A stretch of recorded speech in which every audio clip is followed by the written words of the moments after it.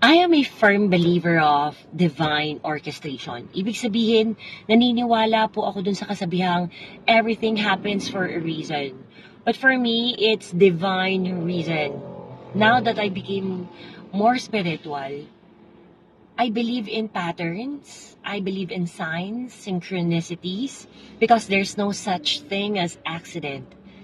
The universe speaks geometry. So everything is well calculated.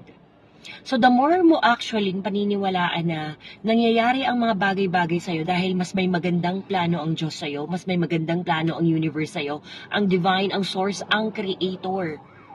The more na mas madali mong masasurpass yung mga pinagdadaanan mong hindi ka aya-aya, yung mga pinagdadaanan mong feeling mo delubyo ngayon.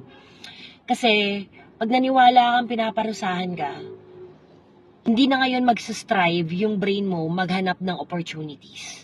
Lahat ng makikita lang niya is the opposite of that. And you will feel extra low, you will feel extra down.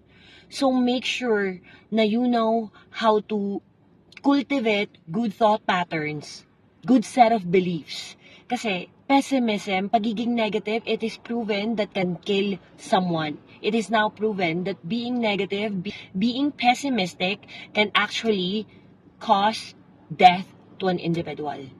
Vice versa, being optimistic, being positive, it will do the opposite of that.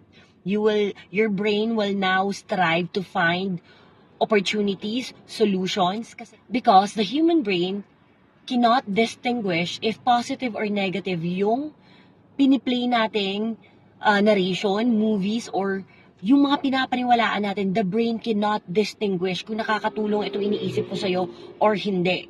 So, make sure that you are conscious and aware enough to understand how your brain works.